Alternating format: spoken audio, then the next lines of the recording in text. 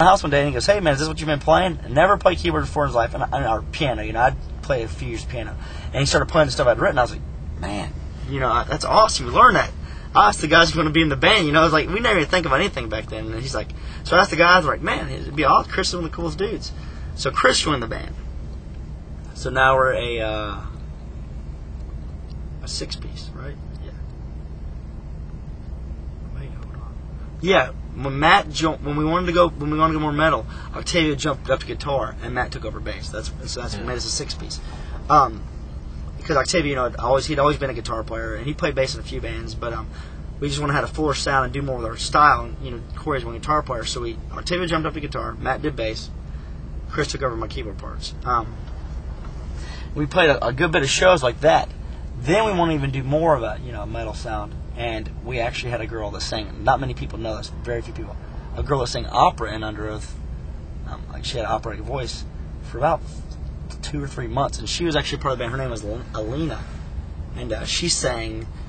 But awesome voice. She would sing over top of stuff. But it was so just not enough parts for her to do it that we realized this isn't going to work. With her. Because she can only do limited amount of parts. So, she had stepped down. I think it was mutual. She knew that there wasn't that much for her to do. So she stepped down and did a whole lot of touring then. And did the 40 Days of Disaster as a 6-piece. Did a bunch of touring, and Corey felt that he was wanting to do more metal stuff. We were all devastated. At a show that night, he said he was going to quit. We were super heartbroken. We thought, man, this is the band. What's going to happen? There was a kid on stage that was playing, sound checking. He was filling in for a band, or he was in a band called Morning Star, I think. I don't know.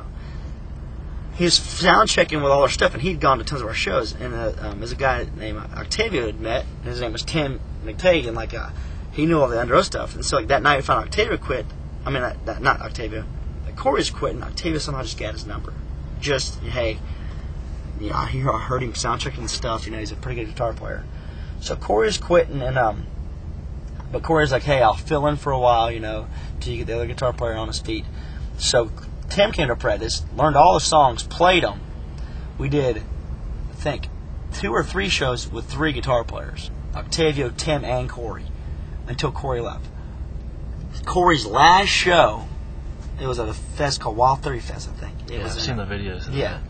He left that night. On the drive back, we're eating Denny's, and Matt's joking around and he goes, hey guys, I'm leaving the band. And we're like, you serious? This is Corey's last show, He's like, I'm just not feeling that anymore, man. I was like, I think that's the worst leaving I've ever had in a band, ever, because if anybody knows Matt Clark, great dude, no problem. So when he said he was leaving, I was just like, you gotta be kidding me. Corey just left, Tim's new, now you're leaving our bass player, and I was like, man, I thought my world was falling apart. I mean, even Aaron, we were all just devastated. Can't believe, Matt's a great dude. And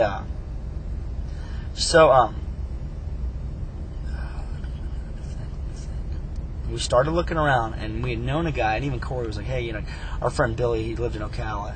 We had known him, and Corey's like, hey, Billy, plays guitar, and he's wanting to get into bass. So I started talking to Billy, and Billy learned all the stuff, and we're like, all right, dude, you want to play in the band. So Billy joins. A few months after that, rewrite the Changing of Times, and just spur of the moment, quick. Tim had just been in the band, not long, and we wrote the album quick and recorded it. We record the album, and after the album's done, we find out that Takehold is getting bought out by Tooth and Nail. So all Takehold artists are going to Tooth and Nail. Well, our release hadn't come out yet, the Changing of Times. So Tooth and Nail buys it to put it out. And at first we're like, man, we don't want to sign to Tooth and Nail. We don't want to be on that at all, Solid State, Well, Solid State, they're kind of like, hey, if you sign, we'll push your record more and we'll end up pushing you, We're like, okay, so we finally end up signing. We were hard-headed at first, or whatever. So we signed to Tooth and Nail. We had 8 songs done. Yeah, 8 songs done on that record. And Tooth and Nail was like, can you guys go back in the studio and do 2 more? So we did When the Sun Sleeps, and then the last one, 8/14 Soft Stage, an instrumental. Recorded those and put that record out. So that was a really quick put together record for all of us, I think. It was a new style because Tim wasn't a metalhead at all. Tim was just Tim. Tim writes what he writes. You can't. That's with any musician. You can't expect them to write something different if that's not in their heart. We do a whole lot of touring. just playing, like it seems like we're spinning our wheels, not getting anywhere, just playing, in California, which should be the biggest market, and playing in front of 10 kids some nights, playing shows and getting paid $12, So I remember we were at, I think it was in North Carolina, I can't even remember. We're playing a show, and Octavio had kind of Octavio had want to start doing more of the heavier stuff, going back to that. Tim was like, well, man, I just don't write that style, like you do, but I don't. And Aaron, Aaron's never been a metalhead. I mean, his favorite band was PFR when he was growing up, like he played metal. He's a good drummer. He can do whatever he wants to do, but he liked playing for the time he did, but he was a little more along the lines, of what Tim was music-wise, like more indie rock and whatever, and Billy's a metalhead, but okay, so I'm pausing to think. Who left first? Billy. Yeah. Man, it's been so long. Before Octavia left. Okay, going back. Man, I'm sorry. It's all good. It's been years. Going back from since '98. Thinking. And you can maybe cut. I don't know. But Billy was having a hard time because he was still living with his parents, and his dad, great dude, but when you live with your parents sometimes it's really hard to deal with. His dad owned a Chick-fil-A, and I always expected Billy to work, so it's hard for Billy to tour and try to please his dad and his girlfriend and whoever. It just got hard on him on touring. He couldn't even act. Some shows he couldn't make. We'd have to find a fill-in bass player. Because his dad would give him a hard time about leaving, and so it just came down to the time we had talked with Bill. Hey, maybe it's not best you be in the band. Billy's a great dude. Still talk to the guy every day, but at the time, he just had so many things on his plate. His dad was in the Navy, I think, a pretty strict dad, and his dad's awesome. Once you move out, best relationship probably.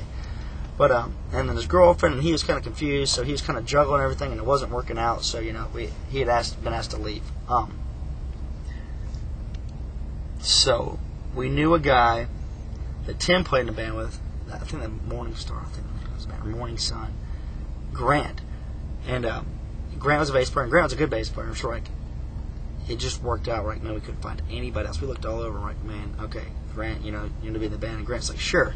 Grant's first show, I think, was a fest in Georgia with Norma Jean when they were Ludacris. Awesome fest. I think Beloved played. I don't remember. But so Grant gets in the band. So we do a lot of touring then. We catch back up.